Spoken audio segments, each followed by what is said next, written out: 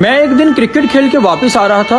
میں نے رستے میں دیکھا کہ ایک لڑکی ٹرین کی پٹری پہ بیٹھی رو رہی ہے اور اسے دیکھنے پہ ایسا معلوم ہو رہا تھا کہ شاید یہ یہاں پہ خودکشی کرنے کے لیے بیٹھی ہے. میں اس کے پاس گیا, اسے جا کے وجہ پوچھی کہ تم یہاں پہ کیوں بیٹھی ہو, کیا مسئلہ, کیا پریشانی ہے.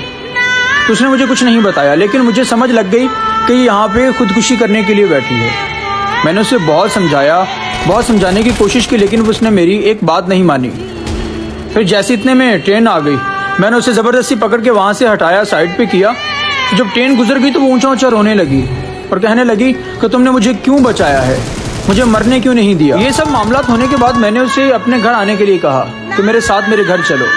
تو وہ بالکل بھی اس بات کے لیے تیار نہیں تھی, ماننے کو تیار نہیں تھی. لیکن کچھ دیر کے بعد وہ مان گئی اور میرے ساتھ وہ میرے گھر چلی گئی. میں نے گھر میں جا کے امی ابو کو ساری بات بتائی اور ساری صورتحال سے انہیں آگاہ کیا کہ یہ مسئلہ تھا. تو امی ابو نے بھی اس سے پوچھنے کی بہت کوشش کی کہ بیٹا تمہیں کیا پریشانی ہے, کیا مسئلہ ہے, کہاں سے آئی ہو, لیکن اس نے کوئی بھی بات نہیں بتائی. لیکن خیر وہ ہمارے ساتھ ہمارے گھر میں رہنے لگی. وہ ہم سے کوئی فرمائش نہیں کرتی تھی, کوئی بات نہیں کرتی تھی, یہاں تک کہ اپنا دکھ درد بھی کچھ شیئر نہیں کرتی تھی. سارا دن گھر کے کام کرتی اور شام میں رو کے سو جاتی تھی.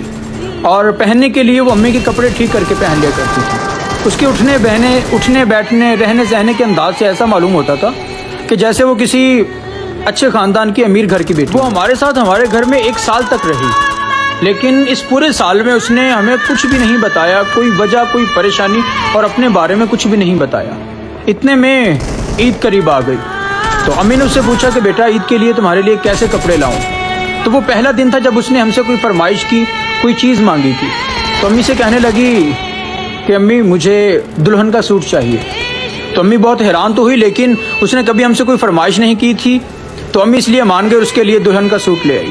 عید پہ جب اس نے وہ دلہن کا سوٹ پہنا تو 1 سال میں وہ پہلا دن تھا جب اس کے چہرے پہ مسکراہٹ دیکھی تھی, اور اسے مسکراتا ہوا دیکھ کے ہم سب بہت خوش تھے. اور اسے دلہن کے سوٹ میں دیکھ کے مجھے اس سے محبت ہو گئی.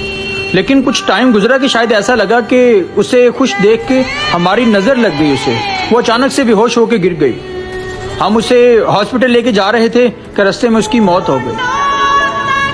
جب ڈاکٹر کے پاس پہنچے تو اس نے چیک اپ کر کے بتایا کہ دماغ کی ایک ساتھ ساری نسیں پھٹنے کے باعث اس کی موت ہوئی ہے, جو کہ اکثر ڈپریشن میں ہوتا ہے.